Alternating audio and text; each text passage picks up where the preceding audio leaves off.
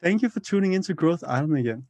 A question that I often ask myself is, how do you become world class? Like, not just good at something, but how do you become one of the best in the world?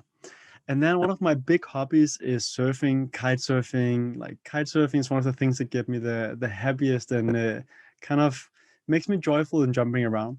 So I am extremely grateful that I managed to get Paula Novotna in today. She's not just good at kite surfing, she is one of the three best kite surfers in the world. So let me just repeat that again. One of the three best in the world. So like I don't know anyone else that are like one of the three best in the world at anything, whether it be chess or like running down a hill or something else. But Paula is actually one of the best kite surfers in the world. So Paula, thank you so much for coming on. Thank you for inviting me. Happy to be here with you. So, Paula, I met you the first time in Cabarete many years ago, where you also competed for the world, like one of the stops in the world championship as well, and you got on the podium. But how did you get to be one of the best kite surfers in the world? Like, how did you grow up with a kite? Your parents just gave you windsurfing in the start, and then, or how did that happen? So, yeah, you mentioned windsurfing. I never windsurfed before.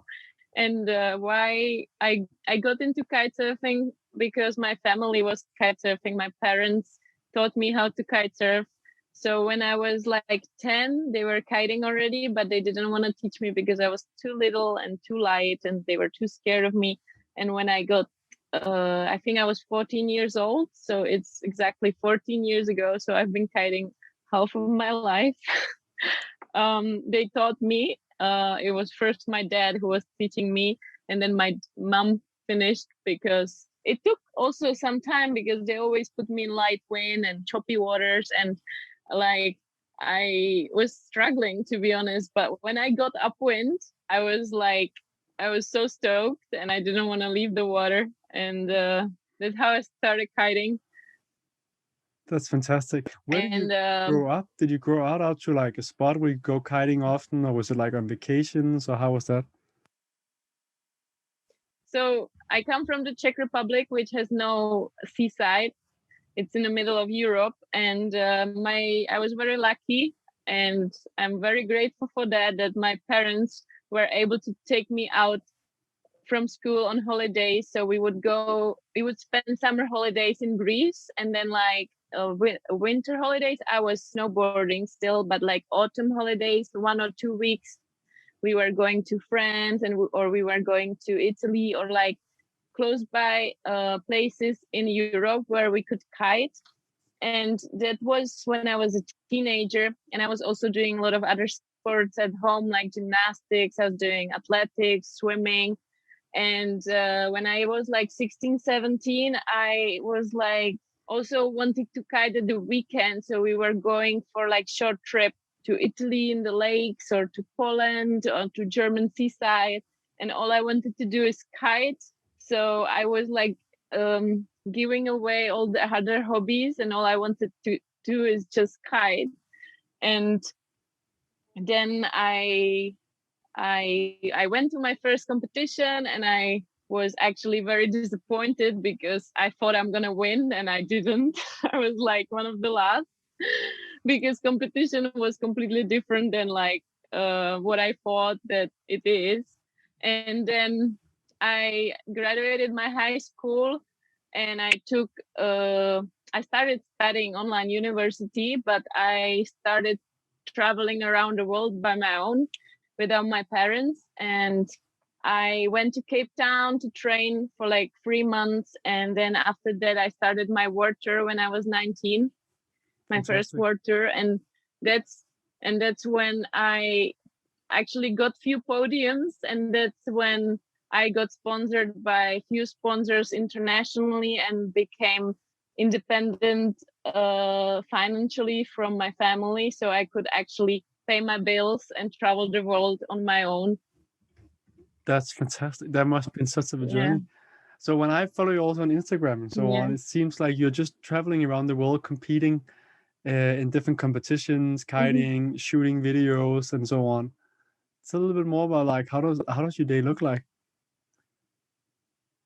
Yeah, every day it depends on the location I'm in actually. every day looks different. And also like I've been kiteboarding for like 14 years, as I said. So I've been competing for like 9 years, and also started wing foiling recently, like a few months ago. And I fell in love with the sport. I got the same feeling like when I started kiting. Like I was like, wow, I want to do this all the time. And I got so excited because everything is new and I'm learning so fast. And now I'm wing foiling a lot actually. And I'm going to I was already in one competition in Brazil, and I actually didn't know how to wing foil yet. I just go back and forth, and I was there just to actually like be there to inspire women to try wing foiling, because it was in the beginning of the sport. Mm-hmm. And now I'm going to France to look out for my another competitions which I actually already training for. So I'm super excited, and I actually became like I'm a professional kitesurfer, professional wing foiler now, so professional water woman, which is so exciting. And oh, how my normal day looks like. Sorry, I went out a little bit from the question. So I like to start my day with like a workout or a run, because I am very active. Or I also can start my day with like a yoga session or like a physio session when I'm not feeling very well. So for me, it's very important to keep the body healthy and keep the body not injured. So I think it's worth that's just very saying important. And then for the ones that yeah, doesn't know that much about kite surfing, it's kind of like you have a really big kite up in the air, and then you have a ball, and the kind of kite surfing you do is not just like sailing back and forth. It's like doing big crazy jumps, tricks, and so on. So that gotta give a lot of injury to the body as well, like once in a while when you crash. So that makes a lot of sense, that like working on the body. But how many hours do you kite surf yeah, a it's day? okay. So it depends. Like when I was younger, I used to kite like 5 hours a day. I would never stop. But now I think I can kite maybe like, it depends on the day. Sometimes I kite 1 hour a day and it's fine. Sometimes I kite 3 hours when we are shooting, or like 1 hour in the morning, then like 2 hours in the afternoon. It depends. And now with wing foiling as well, I'm doing kiting half of the day, wing foiling the other half of the day or another day. So it's those two sports that I do now, they are both very physically exhausting. And also the things I do in the air are not so easy. So I need to be very fit and I need to be strong in order to not get injured easily and not to lose the whole year just staying in bed injured. So that's why like half of my training consists of being in the gym and working with physiotherapists and making sure I actually rest enough and sleep at least 8 hours a day, because it's very important for me. Do you take naps as well during the day to get that recovery, or is it just like you go to bed and then you get up in the morning and then work out a few hours in the morning and then kite surfing later? Not few hours, like No, just maybe like 1 hour. But I don't nap during the day. I can't do that. I don't know how to do that. No. no. Fair. What about breakfast? Do you eat like breakfast every day, or do you skip breakfast just to get started, or and is there anything specific that you like make sure that you eat, or is it like whatever is at that hotel that you're at the point? So I'm a morning person, but I cannot eat the first thing in the morning. The only thing I can do in the morning is to have a coffee or a tea and either work or go run or do workout, and then I can have breakfast. Sometimes I actually eat after 12 and like try to eat till like 8 9. But when I'm having very productive days and doing a lot of sports, I'm normally eating like around 10. my breakfast, and then I eat lunch like at 2, 3, dinner around 8. Nice. And is there anything specific that you eat, or is it just kind of like whatever is there? Do you have like a dietitian or someone else that's like, I know you also look into it yourself, but like that makes sure that you have the right fuel for your body? So I study online nutrition, sports nutrition, so I know exactly what to eat, and I've been also like, I've been athlete for so many years, so I know how it works and what you need to recover good, and to, if you want to have enough energy the next day, what to eat. So I know what to eat, and I am very healthy, and everybody around me know that. So I make sure to have enough protein, and I make sure to have enough carbs when I need them. And I'm just like eating healthy, and also like what helps me a lot is as well is I always know, I've always been interested in that, and now with studying that, actually it brings me even more knowledge, so that's super exciting.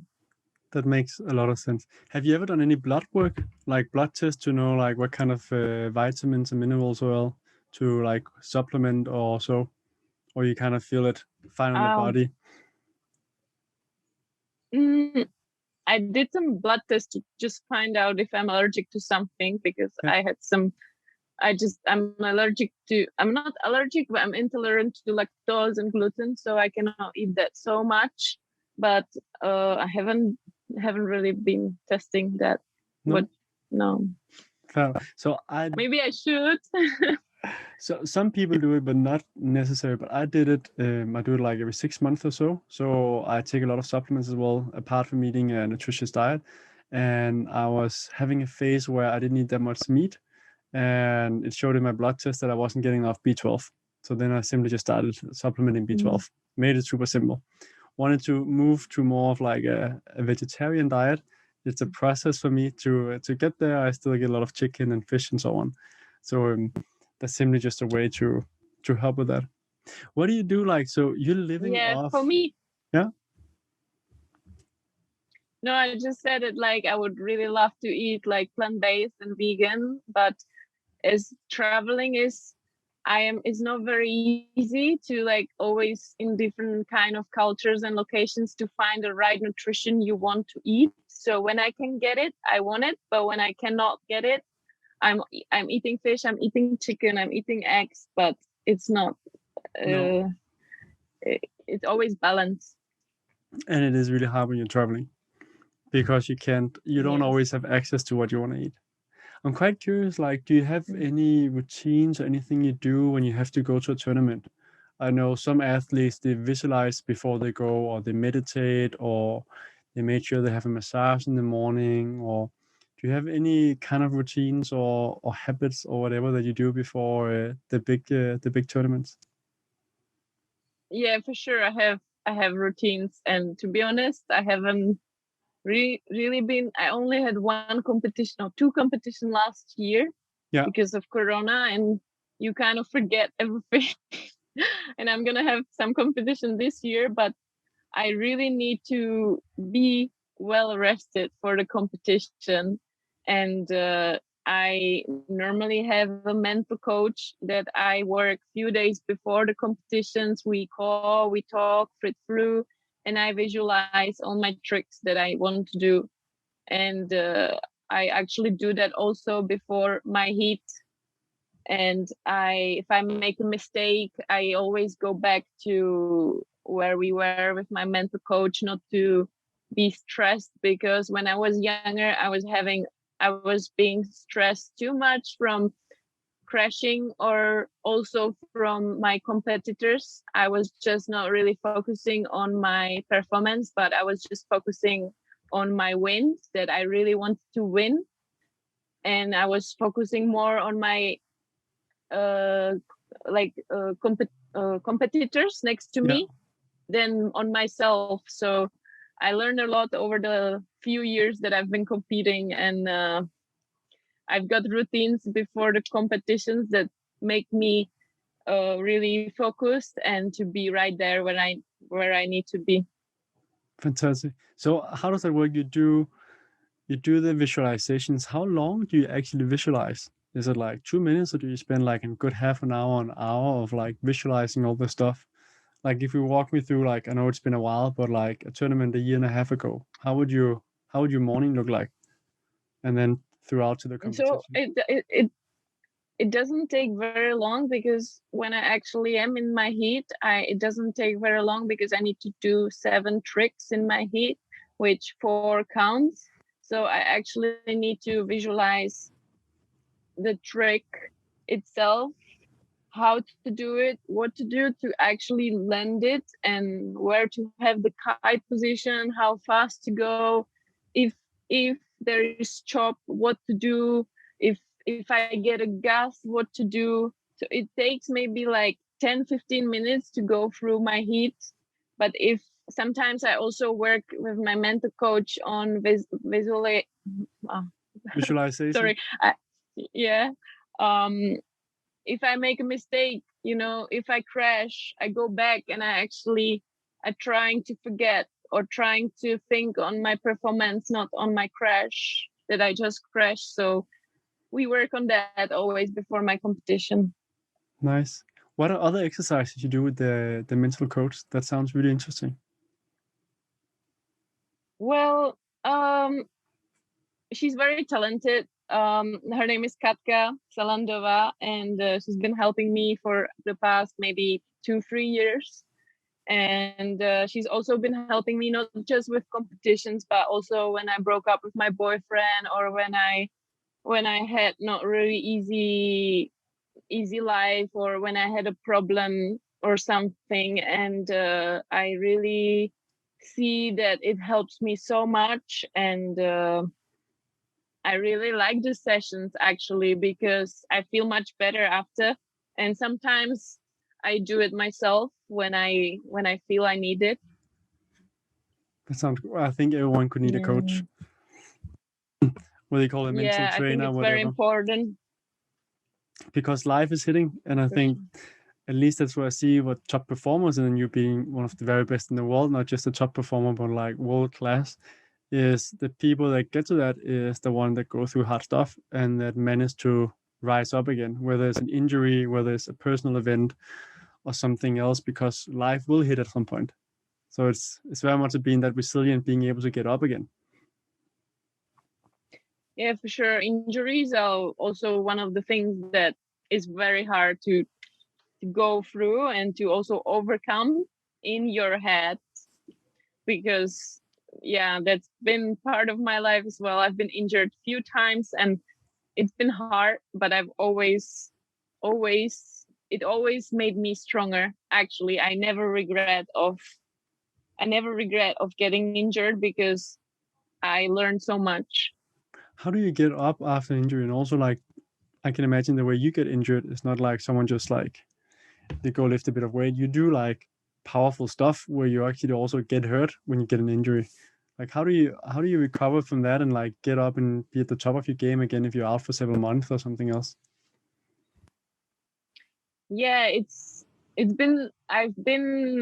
so I had 2 ACL injuries on my knees. On both knees, I broke my crucial ligament, which is when it happens to athletes. Normally, it's like there is sometimes athletes come back, sometimes they don't come back, and it depends on how actually you work on your whole rehabilitation and whole the process of healing.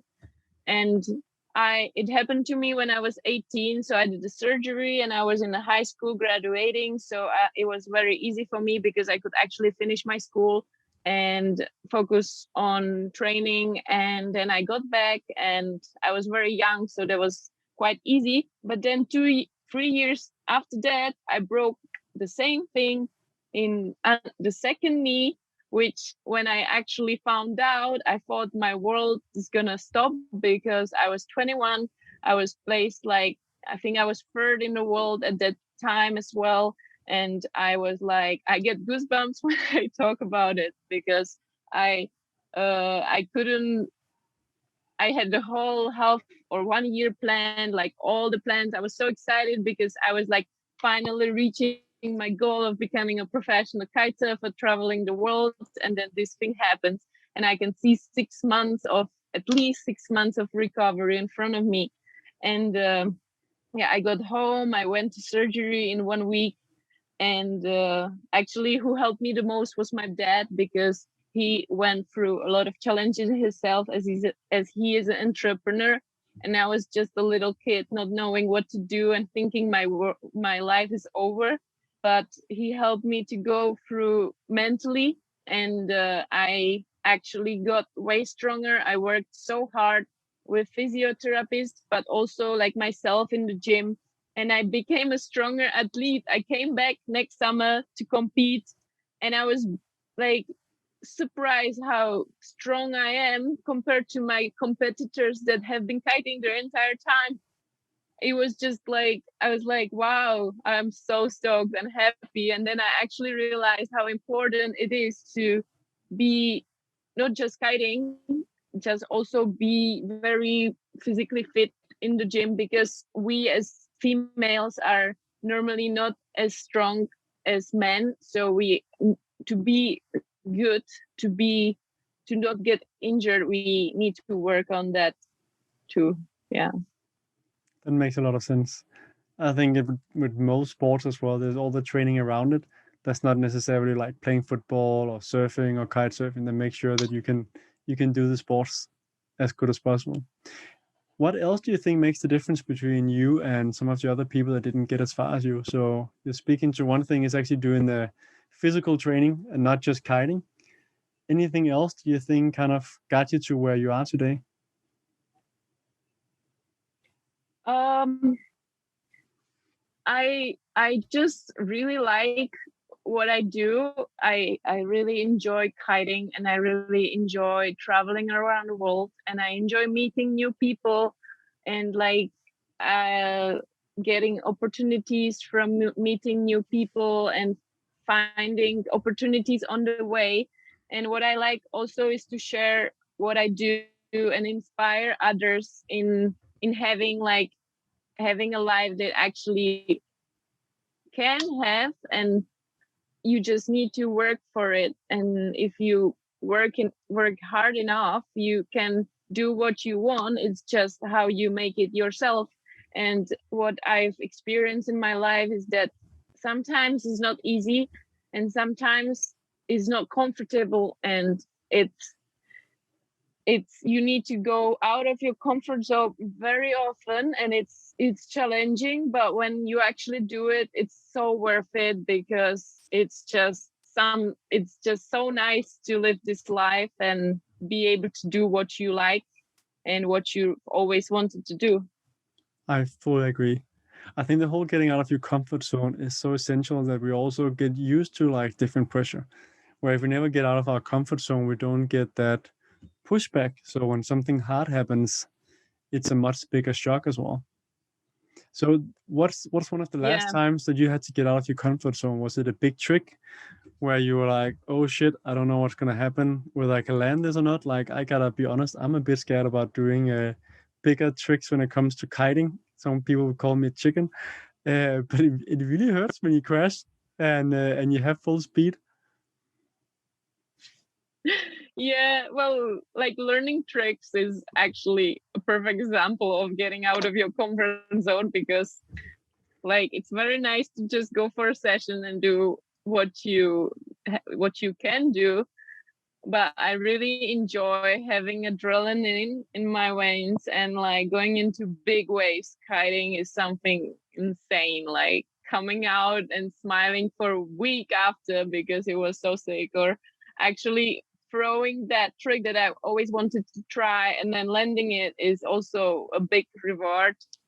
Or like doing something crazy that people normally don't do, but it's just so cool that I want to do, and it brings me joy. And I'm an adrenaline junkie, so I I like I actually like to have fear.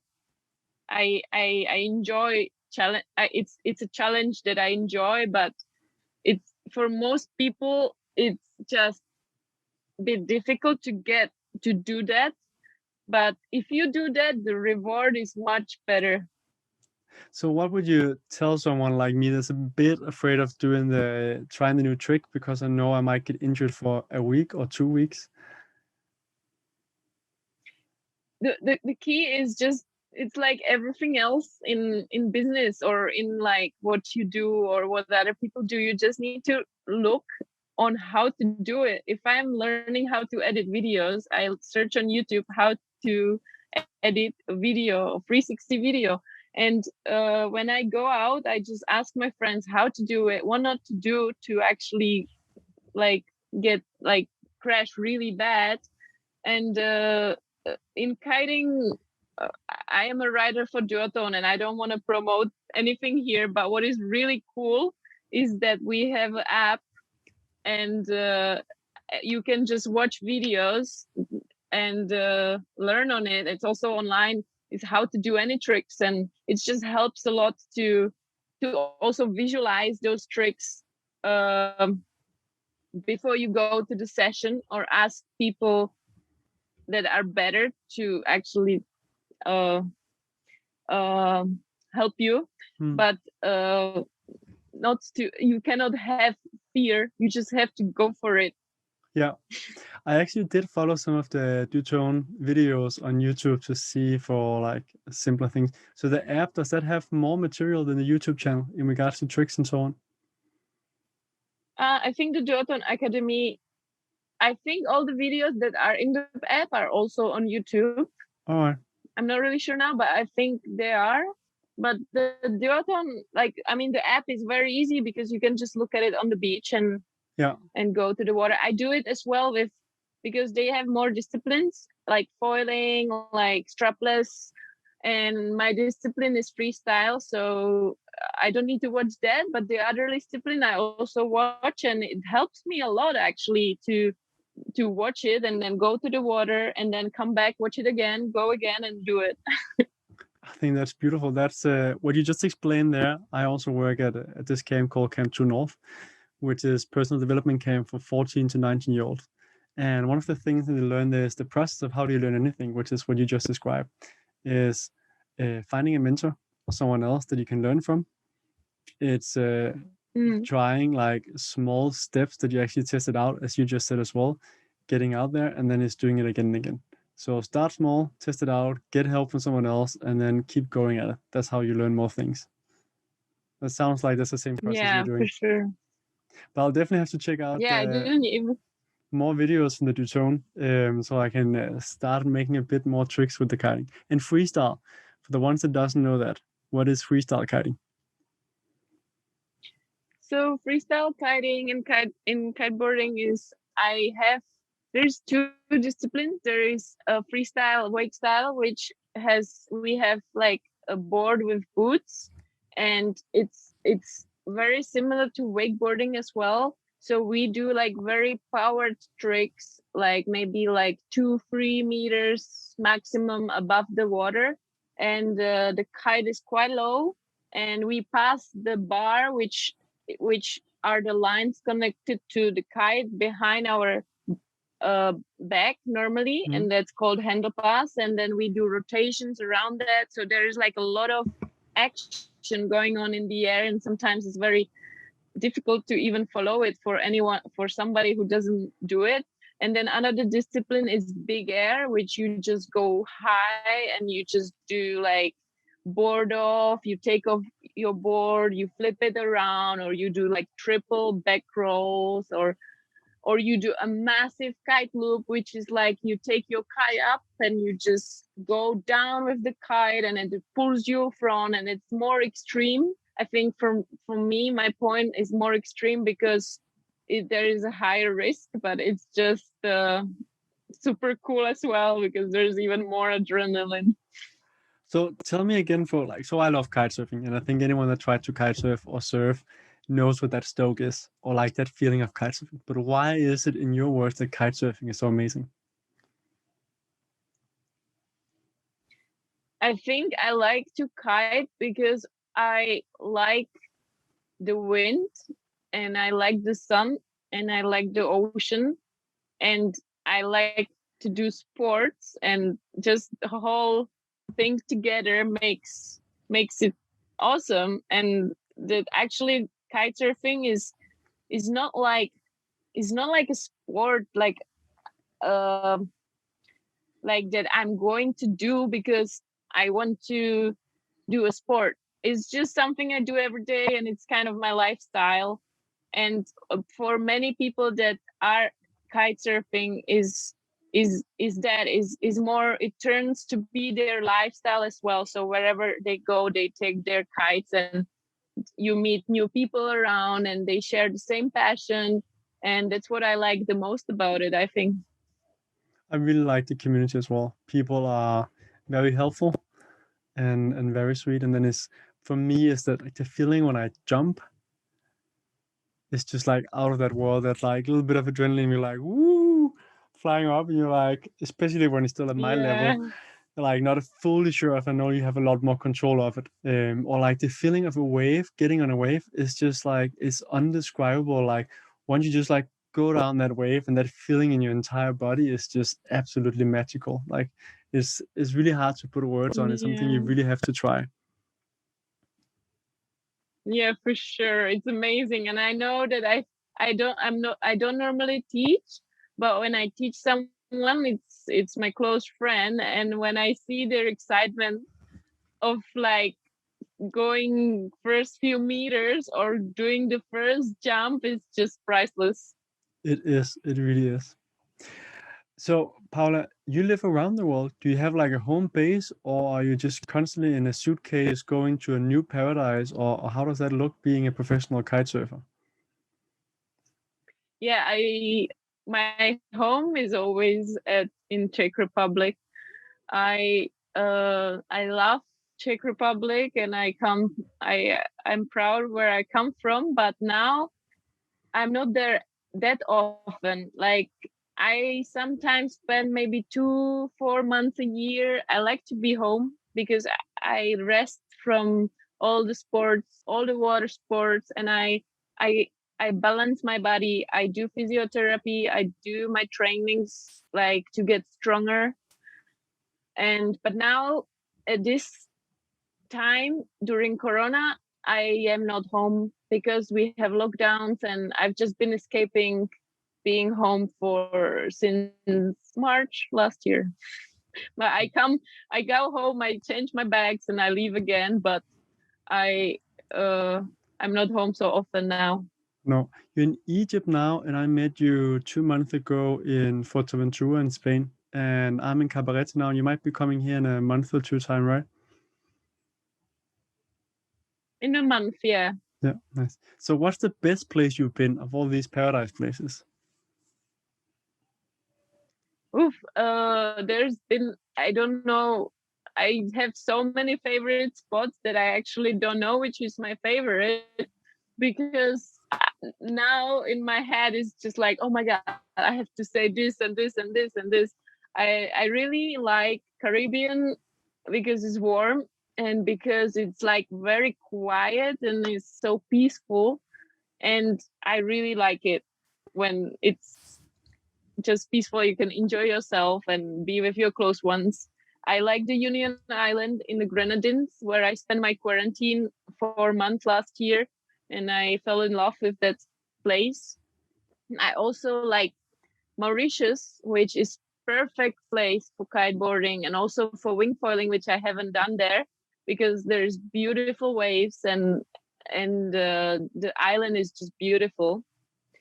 I also like going to Greece in summer because it's perfect place for my discipline, which I do kiteboarding freestyle, because it's constant constant wind and very flat water.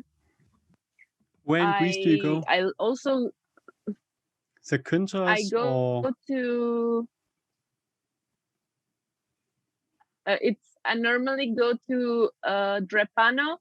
It's in the mainland. It's like 2 hours from Athens. But when I was younger, we were always going to Rhodes. That's an island down south Greece. with great parties? And what other spots is like Cape Town is amazing, and Brazil is amazing, and there's so many places in the world that I still want to visit. And I know that the world is small, but it's actually still not discovered. And I'm for myself as a kiteboarder, so a lot of places to visit. Nice. What's the next dream location that you haven't seen that you would like to see? Whew. Tahiti.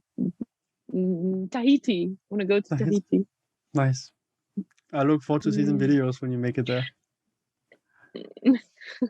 I hope I can go one day.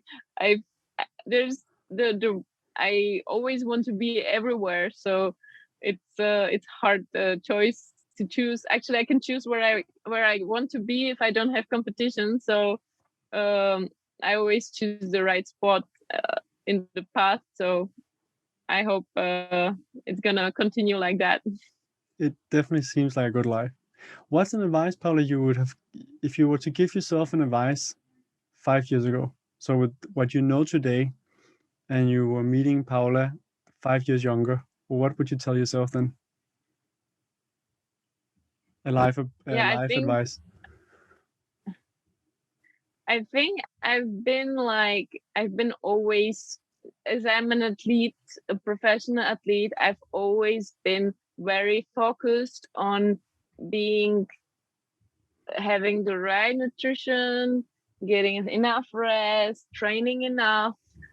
And what I would maybe say is just to have a little bit more structure in my life, and like having my life slightly more organized than when I had it before. I've improved quite a lot since when I was younger, and also because of people around me that I I I am with, that they help me a lot to get my life organized more. And I think that's something that I would definitely do. That makes sense. I am definitely also a lot more organized now than I am some years ago, and makes it, at least for me, easier to reach my dreams and my goals, and that I actually spend the time or my focus and time on the things that makes me the most happy. Yeah, for sure. For sure. Paula, if people like, she seems pretty cool, I would love to like follow her or learn more about her. Where can people find out more about you? Well, I share a lot on social media. My social media is quite wide.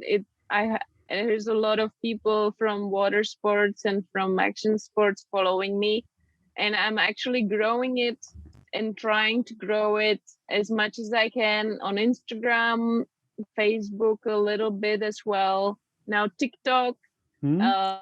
still trying to make more videos on YouTube currently as well. So if you just put my name in Google, I think you'll find a lot. Cool. I'll make sure to find it and put it in the show notes as well. Do you do any, you said you don't do training with people. Do you do any kind of coaching or anything I, else? Or is it more just like following you online, that's the possibility that people can get closer? I do clinics. I do also like trips just with me to for people to come join me on a trip, but it hasn't been that active for the past year because of COVID. And I will definitely keep doing that in the future. And there's already a few companies trying to organize something with me as well. So let's see how this whole situation goes on, and let's hope I can do more trips with people that want to come with me for a trip. That would be amazing. And that's going to be on your social media as well, that people will see if something comes up. For sure. For sure, you can find it there. Got it. If you had to give 3 final advice, Paula, about how to live a happy, healthy, and meaningful life, what would that be? Or one final advice? Ooh. I just I just think that I have had dreams, and I still have big dreams in front of me, and I always try to reach them step by step, short-term goals, long-term goals, and reaching something is something that I like. So I just always try to work hard for something and deserve it, and then I'm happy. And not doing anything or not being happy with yourself, it's not good. So if I'm in that state of mind, I've always tried to learn something new or do something new that's gonna make me feel happy.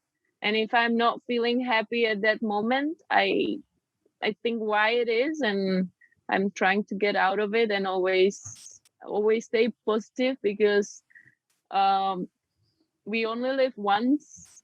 So why to be sad? There's no reason. Got it. Thank you. I think it's very important, like as you say, learn new things and try to see it from another perspective. And respect we're humans, that sometimes we're not feeling as good, and then figure out what's the reason, and then we actually try and change from there, as you were saying as well. I think that's so powerful and so important to remember. And that happens Yeah. whether, like, I'm in Cabarete now, which is paradise, or whether you're a professional kite surfer just traveling around, there's still some challenging times, and that's just being human, and then working on how can you, what can you do about that. Yeah, like learning new things has always made me happy. And meeting people that I've always wanted to meet, or meeting people along the way, and bringing other opportunities into my life, that makes me happy. Or spending time with people I love the most. I don't know. It's always a balance of everything. It is. Thank you so much, Paula. Paula, thank you so much for coming on the show and sharing the stoke of kite surfing and surfing, and some of the tips of how to become one of the best surfers in the world. Thank you again for inviting me. It was really nice. And I hope to see you soon. And thanks everyone for listening to us. Thanks.